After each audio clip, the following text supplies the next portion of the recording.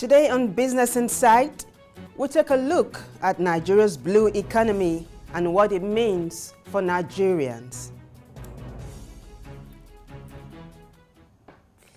You're welcome aboard. My name is Vivian Oguche. So let's begin the show today with today's top stories. Alfreda Ambe Bassi is standing by. Hello and welcome. On our top stories this morning, Ipman urges the federal government to invest in domestic refining for better fuel choices and competitive pricing. Also, Director General of the Nigerian Maritime Administration and Safety Agency, NIMASA, Bashar Jamo, envisions 350 million jobs via strategic utilization and investment in the nation's maritime sector. Details of these stories and more coming up after this short break. Stay tuned.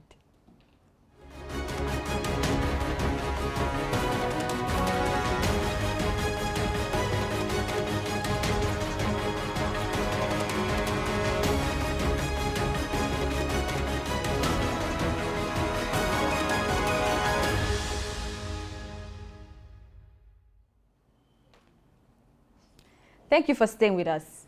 The National Vice President of the Independent Petroleum Marketers Association of Nigeria, IPMAN, John Ocha, has attributed the inferior quality of petrol available in Nigeria to the lack of locally refined products.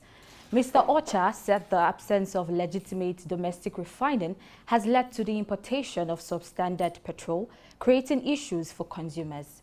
While highlighting the problems faced by consumers, including high fuel prices and concerns about the quality and durability of the petrol being sold, he urged the federal government to focus on ensuring that national and private refineries are functional. The National Vice President of IPMAN emphasized the need for government to invest in domestic refining to provide consumers with better choices, enhance competition, and potentially reduce fuel prices. And moving on, the Director General of NIMASA, Bashar Jamo, says Nigeria's blue economy has the potential to employ 350 million jobs if properly utilized, focusing on underused maritime opportunities like seafood and ship repair facilities.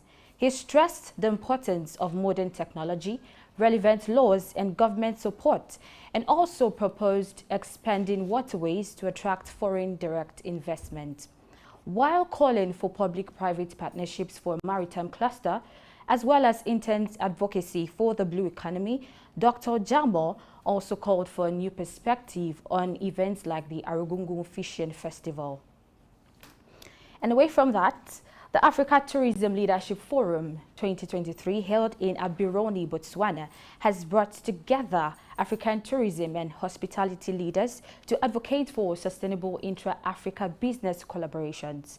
The industry leaders talked about the need for exchanges, collaboration, skill improvement, crowdfunding models, and good corporate governance to unlock the potential of Africa's tourism industry and enhance competitiveness globally. Experts at the event also shared insights into sustainable entrepreneurship models and highlighted successful business collaboration initiatives. Botswana's Vice President and Minister of Environment and Tourism encouraged networking and collaboration to boost job creation and wealth in the sector. And in a new development, finance ministers and central bank governors have convened in Marrakesh for the annual meetings of International Monetary Fund and World Bank. Despite recent turmoil in global bond markets and ongoing issues stemming from the COVID pandemic, the Ukraine war, and rising prices, leaders are now facing various potential problems like economic downturns, financial crisis, debt troubles, climate-related disasters, and conflicts. The IMF's goal include managing inflation, green transition acceleration, funding zero-interest loans for income nations, and debt relief. The World Bank, led by President Ajay Banga, says it aims to combat poverty on a sustainable planet, but faces obstacles like weak growth in Africa and the need for substantial climate finance. Stock, commodities, and currency market trends come up after this break.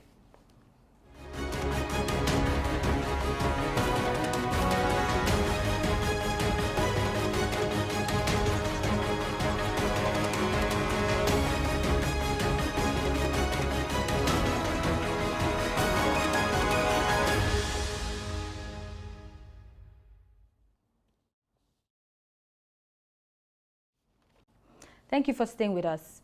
At the conclusion of the last trading day on the Nigerian Stock Exchange, NGX, a total of 374,093,983 shares were traded in 6,822 deals.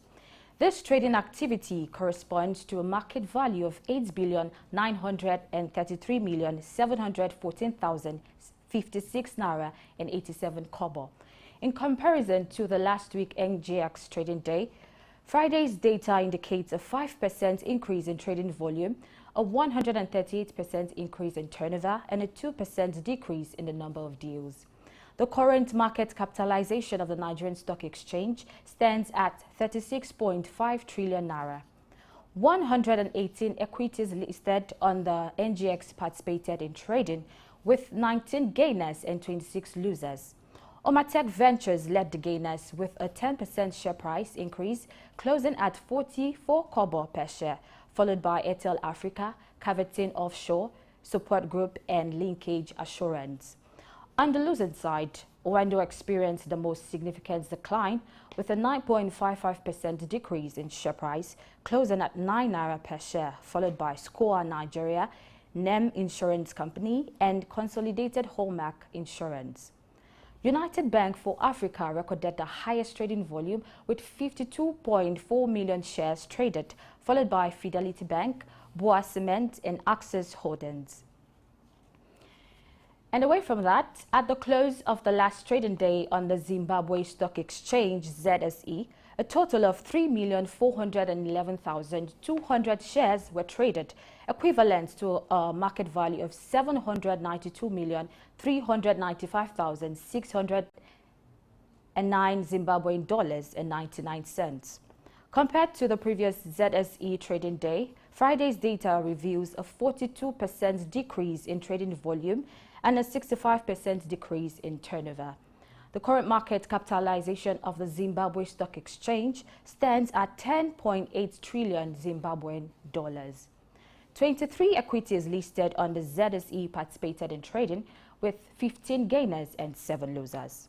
CBZ Holdings led the gainers with a 15% share price appreciation, closing at 1,078.535 Zimbabwean dollars per share, followed by Zimbabwe Newspaper, ZB Financial Holdings, and FBC Holdings. On the losing side, Ariston Holdings experienced the most significant decline, with a 3.22% decrease in share price, closing at 34.066 Zimbabwean dollars per share, followed by Tonal Holdings, Zimi Holdings, and First Mutual Properties. EcoCash Holdings Zimbabwe recorded the highest volume with 1,730,000 shares traded, followed by Marsh Holdings, OK Zimbabwe, and Delta Corporation. Presently, the market rate stands at 569 US cents per unit for wheat. Gold is valued at 1,832.26 US dollars per ounce, while silver is priced at 21.59 US dollars per ounce. Copper is trading at 3.53 US dollars per pound, and Brent crude oil is at 84.58 US dollars. And that is it on the news this morning. I am Alfreda Ambibasi. Vivian Oguche is waiting to walk you through the next phase of Business Insights. Stay tuned.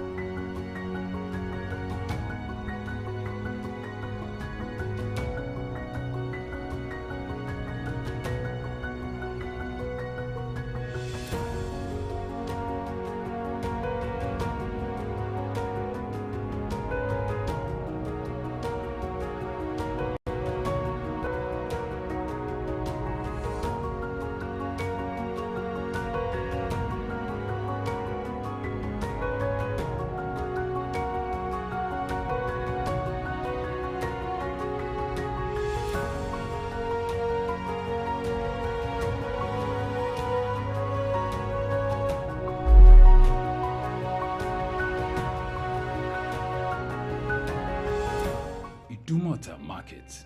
Eko Idumota, once a residential neighborhood, is home to Idumota Market located on Lagos Island. It is one of the oldest and arguably one of the largest markets in West Africa.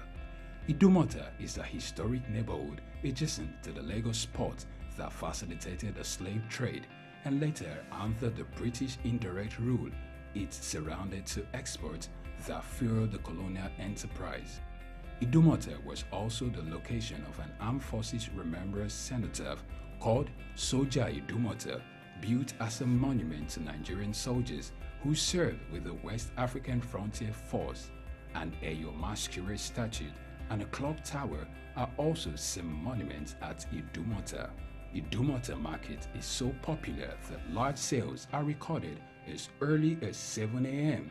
The market is made up of hundreds of lock-up shops occupying several multi-story buildings, with some measuring about 5 or more floors. In 2010, the Lagos State government demolished some illegal structures in order to improve vehicular and human movement in and around the markets.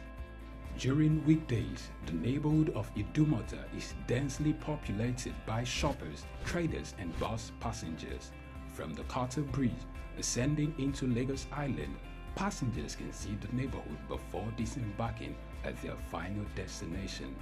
Idumota Market accommodates the substantial inflow of imported goods.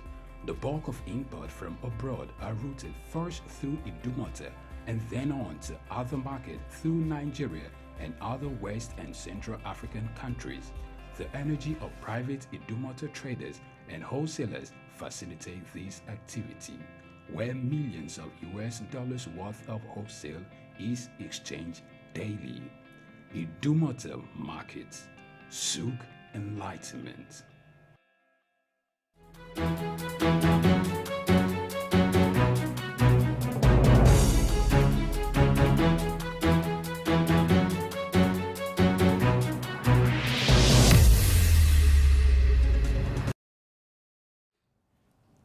It's good to have you back.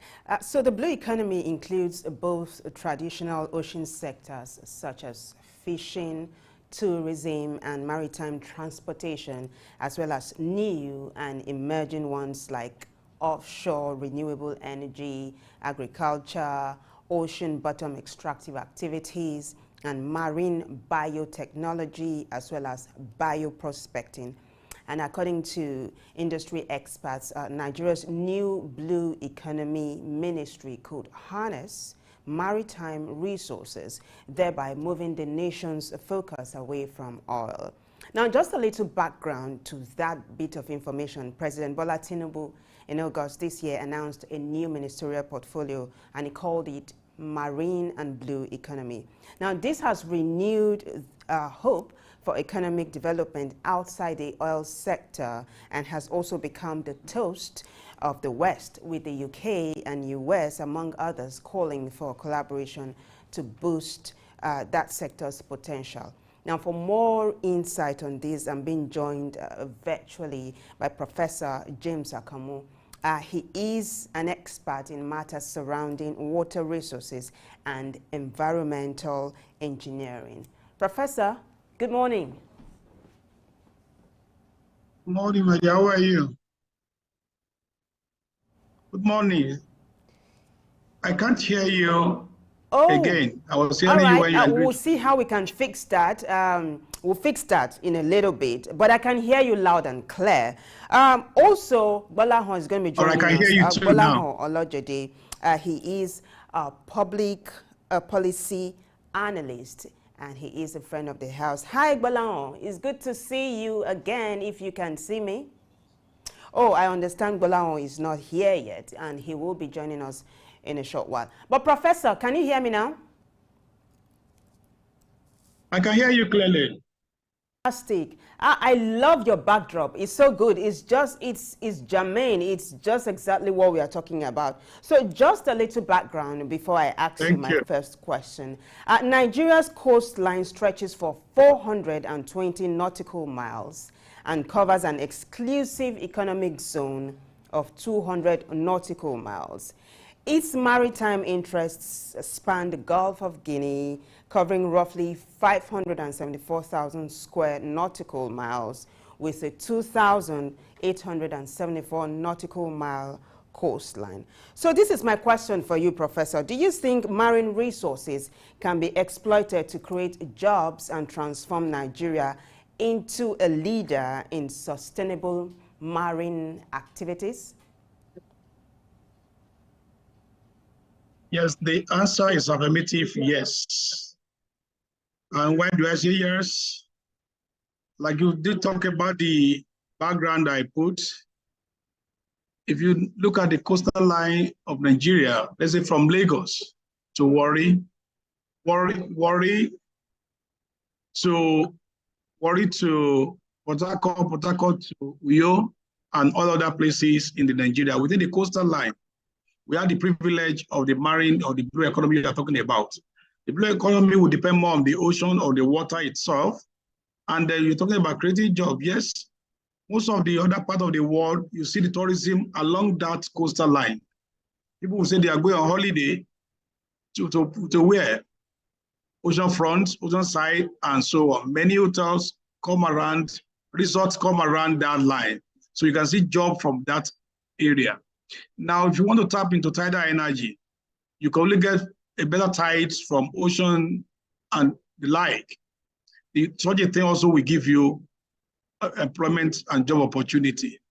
You want to go into shipping line and so on, you can create your harbor, your port within the same marine environment we are discussing about. So there are a lot of opportunities within the blue economy, particularly in Nigeria, and with the creation of that ministry now, with adequate policies and program, I think that would be a good thing for us for a sustainable environment and probably a good economy for our country to develop. You talked about the ministry that's just been created. I'd like for it's called Nigeria's Blue Economy Ministry. I'd like for us to explore that angle in a little bit. But where exactly are you, Professor? Are you in a marine environment? Where I am now, or where actually I am, I'm University of Lagos, surrounded by water. Ah, it's so beautiful. I like it. I like it. It's so beautiful. All right, so let me ask you regarding the ministry that's just been created, what 4 areas should the ministry focus on? Well, let's not streamline it to 4 areas. What are the core areas do you think this new ministry should focus on? Or ministry is supposed to be like policy making a body for implementation by appropriate bodies. For me, first thing they need to do is to make sure the policies are in place to drive that ministry. It's a good idea to create ministry, to create a department. No ministry are not created by law, like an agency or government that's established by an act, where certain clear definition will be given. So if there are policies to actually go into this blue economy that are actually workable, that will be the first thing I would say. They'd come up with documents, policy guidelines, regulations, and so on. And if they are exist, some of them like what's guiding the MASA, MPA, and other like such environments, we could tap into that and make use of them. And the ministers decide in that position should also need to work with the experts in the field to actually guide. Internationally, there are countries that actually have deep dive into this blue economy thing, from our green to blue, and so on. So we can take advantage of such opportunities and implement them. Those are the things I will say first when you go to the ministry. Ministry are more of policy makers after the law comes and so on, to be driven either by private sector or government agency and saddled with such responsibility to actually work. So I think this is my thoughts in this area. I actually put your question forward. All right, fantastic. You know, in my introduction, I talked about fishing, tourism, and how it's part of this blue economy we're talking about. There's this thing called Argungu Festival. It's huge in the north. I don't know if you know about it. And my producer has got some very beautiful pictures that I'd like for her to flash of the Argungu festivals. You also have tourism sectors where people can visit places where like where you are now. Okay, there you go. This is a very huge one, and is done, you know, annually here in Nigeria.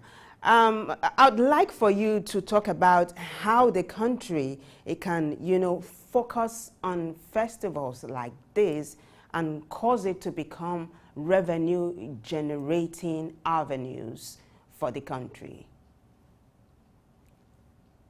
Yeah, thank you. I've been privileged to be in Argungu myself, KB. I've been privileged to be part of this program you talked about a few years ago along the line. Like you rightly said, fishing is one major thing you take in the deep water. And then for places like Argungu you mentioned, that become the way of life. And then like once in a year, they celebrate, they bring it out and so on. It's very clear. This may not only be for Argungu only. Like I did mention, from Lagos up to, from Warri to Port Harcourt, back to Calabar, Uyo, coastal line. It's good enough for us to have such fishing and actually take place, which actually give job, but it must be controlled. Like I tried to say earlier on policy making and so on. So it must be controlled. Like in Argungu, if that's the way of life, you know, we take fishing as part of the agriculture. And that's actually our way of life in this part of the world, which we are abandoning for oil and gas. And everybody's running away. Everybody becomes just a trader, not productive any longer. Fishing is a productive system, and people say sort of livelihood. So I will encourage, like we did mention earlier, for the Honorable Minister and such a ministry to see how to tap into such opportunity that actually been established. At least people live on that, people develop on that, and whatever government can also do to make it international festival that will become part of tourism on its own, aside from actually picking the fish for whatever you want to use it for, and so on. So I support totally the policy that will actually ensure we take advantage of what we have in that area. The livelihood, the cost of living, the GDP could also be increased based on this activity if properly harnessed and developed. Most of the people you see there are locals who are actually doing their best. We can modernize their process also to make it better than what we are seeing. So these are my thoughts on the Argungu Festival you mentioned, which actually do that. And if you, along the coastal line, tourism is possible. So if we celebrate and we showcase that, you know what comes in. We've been complaining of capital flight. Many of our colleagues in different environments say you are going on holiday to where at other country. You go by beach side, you go by seaside, and so on. What can we do in our own country that people can also come?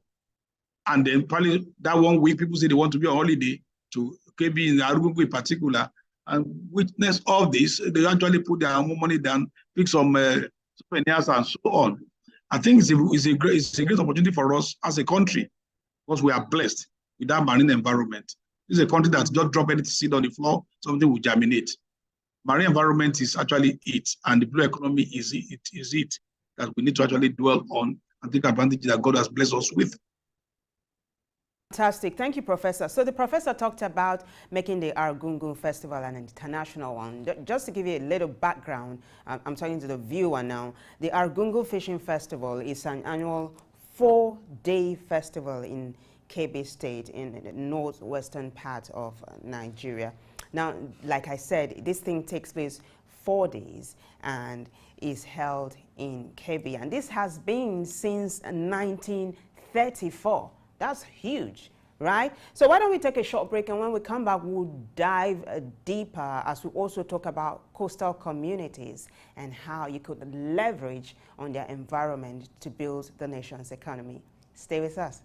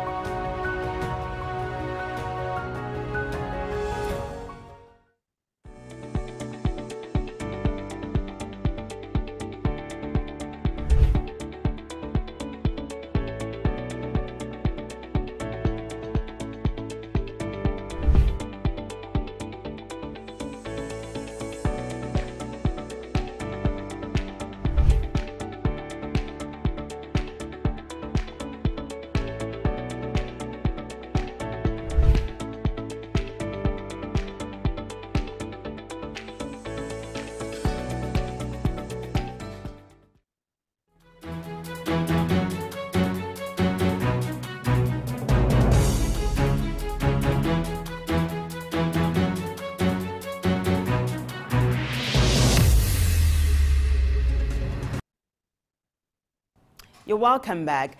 Professor, if you're listening, I did say we're going to talk about coastal communities and how they can leverage on their environment. You know, I've got some pictures which will be splashed on the screen as we talk. How can these communities leverage on their environment to build the nation's economy as we continue to talk about the potentials inherent in Nigeria's blue economy?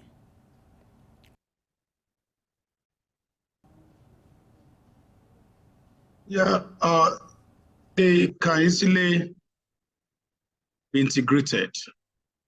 Like when we talk about Rugungu, and you did mention since 1934, these are actually the fundamental people, the indigenous people in that area. They were born, they live all their life, their livelihood depend on that coastal environment. So what we need to do is to actually integrate them if truly we want to move the country forward. You don't go there and just disturb them or displace them or just take over because we have authority of government and so on. The best thing is to actually integrate them into our blue economic policy. We tap from their traditional knowledge to the modern knowledge. And no one should be left behind, whether a child, whether women, whether old or young, because that particular area is their own way of life. So the coastal community will play a great role in this. If you go to a place like Uganda, along the line of Lake Victoria, you see a lot of resorts along the line. Whereas, and at the same time, local community has actually also been taken care of. They are able to do their basic fishing. They are given some line. You see them within their own local environment. But the tourists feel like they want to see how it's done locally. So the local community along the marine line, the coastal area, should be integrated into the blue economy principle that the government is trying to actually advocate and work on. So for me, they are key stakeholders, and they must be carried along in whatever government policy would be, private sector will be involved. The environment must remain clean, we must have a sustainable environment. We must key into certain social standard and environmental standard, like we say, stakeholder engagement, labor influx, working conditions, sexual harassment that may likely come into such local community when people come in to actually invest in business along the coastal line on the blue line that we're talking about. And then improvising them, we must do all our possible best to make sure they are actively involved. Thank you, Professor. You know, you talked about some of the challenges, you know, involved in harnessing the potentials in this sector as regards, you know, fishing and all of that, and people living in coastal communities. But we do know that the blue economy also involves sectors like maritime transportation, you know, shipping and all of that. Let's talk about some of the loopholes, some of the challenges in that sector that you would like for government and investors alike to really take a look at, so that at the end of the day it will be smooth sailing as that you know, industry is harnessed. All right. Thank you for that point you raised again. Like anytime we talk about blue economy, we cannot leave transportation aside. It's one of the key things that you get through blue economy, particularly when you transport goods for international water to reach any country you want to do. Shipping, like you did mention Nimasa earlier, I've also mentioned Nigeria Port Authority, who actually shall do with responsibility in that line. If the policy of government encourage private sector active involvement with good policy, our transportation system, like we always say, let's do multimodal system of transportation. There are goods that need to come to your country, they have to come through water. That's due to shipping. So people can get involved in shipping business, in docking, in naval building along the coastal environment, whereby, like, if you look at Lagos in particular, congested. But if you have Warri Port working, you have where Calabar Port is working effectively, but that port is working effectively, most of these things will pass through that place. And there could be also intermediary ports, harbor, where people, where all such shipping system could also apply. So the major challenges I could see now is investment in private sector to get involved, because government cannot do all. Government cannot do all. And then the policy must actually be accommodating, must be environmentally friendly, and must not neglect social factors. So the transportation system is a key area in the blue economy. And like Nigeria, like the CMP and the mass, like they are like those generating revenue for the country. So it's a good business environment that we can tap into. Let's drag in private sector with the national development in our mind, not just personal development of individuals who are there today, who may not be there tomorrow, or those who are there yesterday, and they cannot sustain what they've done. So we must come up with policies that will be sustainable, that will outlive whoever is in power today, outlive individuals who are actually in position, and whoever come in later will see good in what it should be. I strongly believe that one can lift the economy of the country. We don't need, like, when the cargo that come to Lagos, they could actually move to in between. And then from that place, you move out. You'll be in shipping town, rural, large, and so on. These are the area where we actually could work. And then if government policies are encourage it, give room to the private sector to get involved, and the investor to go to it, then we have a good day in the country, and development is actually at our fingertip. Music to my ears. Now, earlier on, while she was reading the day's top stories, my colleague Alfreda Ambebasi did say that the Director General of NIMASA, Bashir Jamo, had said Nigeria's blue economy has the potential to employ 350 million jobs if properly utilized, million Nigerians if properly utilized, focusing on underused maritime opportunities like seafood and ship repair facilities. Now, he also talked about using modern technology, right? I would like you to react to this statement by NIMASA's DG. I think the DG is totally right from the way he put it across. My background is engineering. Who are those who do the ship repair, building those facilities, the dockyard, and so on? These are actually the opportunities that we have. But it was this actually encouraging. You know, Niger Dock, the dockyard, and so on. So where are they today? I hope they are effective and so on. So these other windows for private investor where they could easily come in also, and then help us to make sure we move forward. You will see that when you see the marine engineers, the ship repairers, those who actually want to build new ones, and so on. That's another opportunity of the blue economy itself, because you know people who need it, people can come to this country, also pick from us. So this, I totally agree with what he proposed when he gave that lecture. I'm prepared to be in that lecture the day he gave it, and probably the University of Lagos when he gave the lecture on this blue economy thing. And if and only if we have leadership that will buy and implement it appropriately, then the chances of moving forward in the country is there.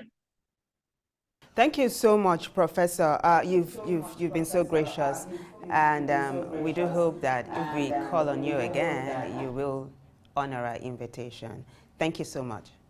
Thank you. All right, so I have been speaking with Professor James Akomu. He is an expert in matters surrounding water resources and environmental engineering. We'll take another short break. When we return, we'll talk some more with my guest, Bolaon Olojide. Stay with us.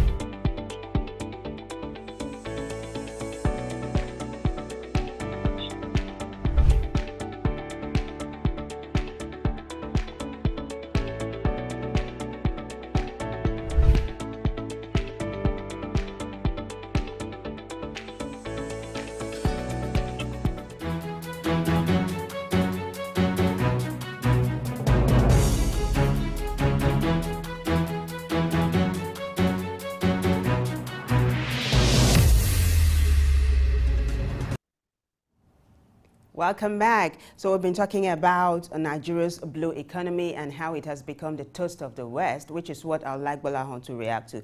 Bolahon, how are you doing today? I'm all right, and you? So good to see you again. I don't know if you listened to Professor Akanwu and all the things he said. Let me just, pick up some of the bullet points. He talked about integrated sustainable policies. He also talked about checking mismanagement, and he also talked about integrating communities along the coastal lines to ensure that Nigeria's Blue Economy Initiative overcomes inertia. I'd like to have your take, though, as regards what we are talking about. Okay, the blue economy, as he has spoken about, of course, is the economy around the waters, the economy of the ocean, and it's largely ignored. If you see the way we have treated our water lines in this country, of course, you understand what I'm saying. And when we talk about the economy of the ocean, it is such a huge place. From trading activities, so issues around port activities, which are trade enablers, to issues around fishing, to issues of energy. There are all sort of a drilling that happens in the ocean, to issues of power to generate electricity. These are just some of the major things that we can bring out of the blue economy. However, it is not just about taking out of the ocean, it is also about sustainably doing so. So whatever we do regarding the blue economy, we must also be thinking about sustainability, the environment. And then how we incorporate the social content. There are people who are involved, there are communities around this water lines. They have concerns. There are communities that are literally wiped away. There are recent news about Ayetoro, somewhere in Ondo State, that is fast disappearing under the waters. So the blue economy is a big issue. Opportunities for major economic activities and revenue generation. But at the same time, whatever we do in that space, sustainability must be at the back of our minds, as well as the social, cultural environment that are involved in exploiting the blue economy. You raised a lot of points. You talked about the community that it's almost disappearing. I mean, experts have been saying that if flooding, if water, what's it called now, climate change is not, the effects of climate change is not checked, that coastal communities like you have in Lagos might go underwater in 2050.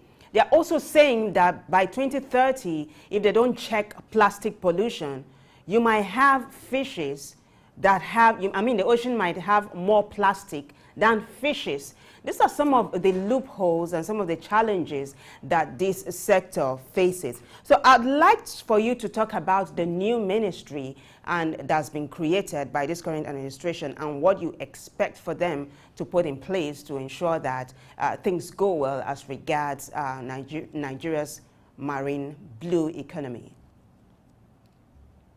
Okay, like you rightly pointed out, you mentioned the issues of plastic and pollution. While those things are challenges, they are also opportunities.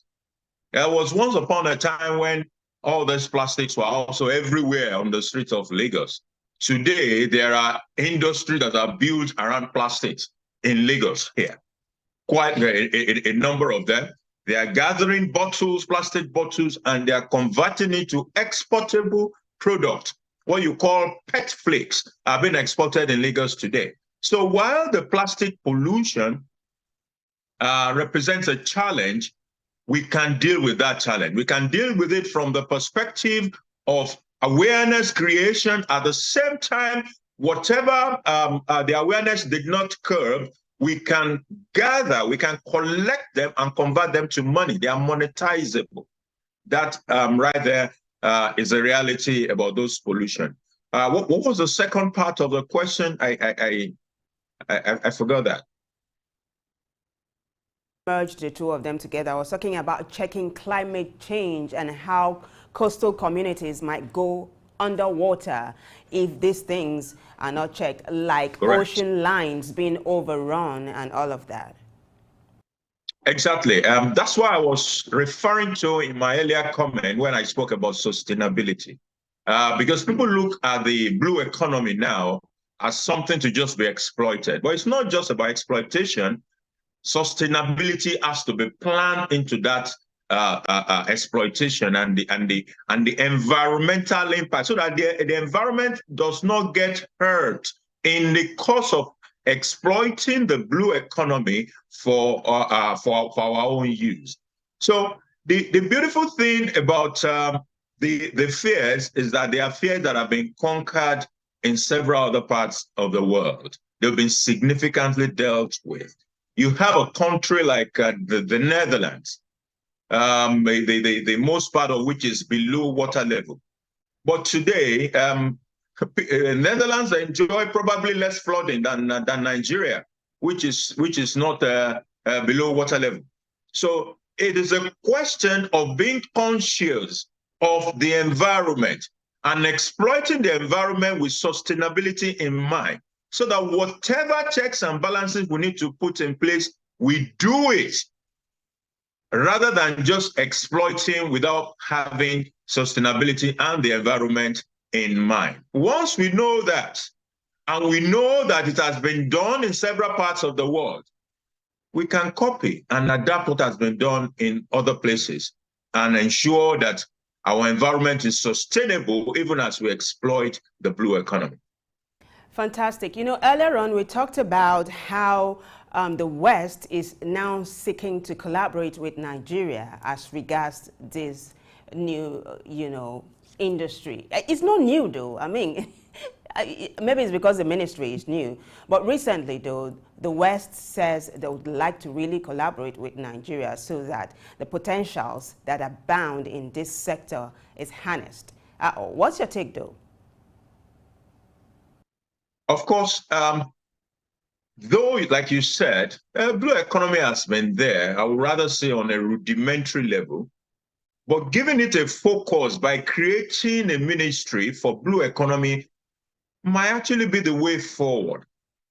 Because what we have done with that is to give it the necessary attention required, so that things are not being done haphazardly, but in a coordinated manner under a ministry that could regulate activities while at the same time incentivize increased economic activities relating to the blue economy.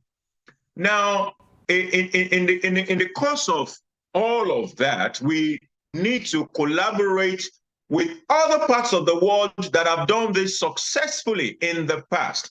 People have monetized their ocean lines across several countries in the world.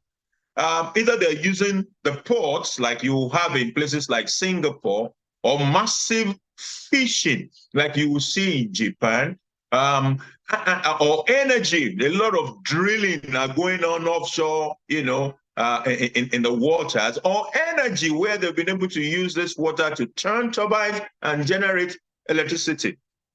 We have not done most of these things. Even most of our fishes are imported. So we definitely need to be able to work closely with people who have successfully done this in several other parts of the world.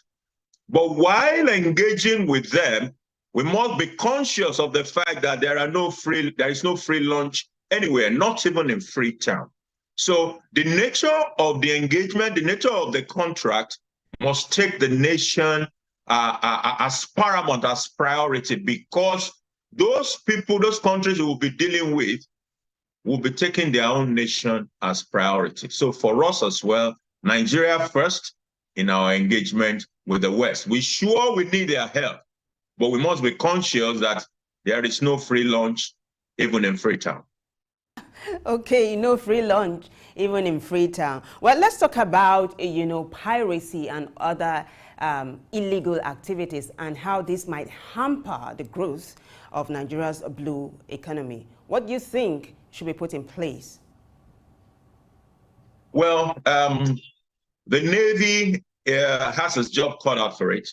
I'm also aware that a few years ago, the United States actually announced the commencement of the construction of what promises to be the biggest consulate building in the world, here at the ocean front in Lagos. Now, while there are, comments, pros and cons around that particular project, but you can be sure that that project will have implications for deterrence for piracy. That I can say for free. At the same time, we need to empower the Navy to continue to do what they are doing. There was a time when we got on certain negative list for piracy in the world. But I'm also aware that our name has been removed from that particular list. So whatever we are doing that is working for us, as far as piracy is concerned, we must sustain it and even build on it. Now, especially that we're trying to exploit the economy of the blue economy. Fantastic. As we wrap this up, Gbolahan, what will be your final take, though? This is you wrapping things up. From what the professor has said to what you have said and what you expect to see in the future. A few seconds. I believe that it is worth exploiting the blue economy. We have a very long stretch of ocean line, and it represents opportunities for trade, for energy, for power, for fishing, and we need to make all this heavenly bestowed assets to count for us as a country. But in the course of doing that, we must do it with environmental sustainability in mind, as well as the involvement of the communities that are right by these waters. And if we do all of this, we can make the best of the blue economy. It's a safe place for us to land. Thank you so much, Gbolahan, who I dare to call a friend of the house. So I have been speaking with public policy analyst Gbolahan Olojide, and we've been talking about Nigeria's blue economy. We talked about the challenges as well as potentials and what we do expect in that sector in the coming years. Earlier on, I talked to Professor Akomu, who also did us the pleasure of standing by a waterfront as we talked about the waterfront. That has been our show for today. If you did have fun, why don't you join us again, same time, same station. I'd also like to say thank you to everyone who made the show a success, and a bigger thanks to you for watching. My name is Vivian Oguche. Do have a very beautiful day. Bye for now.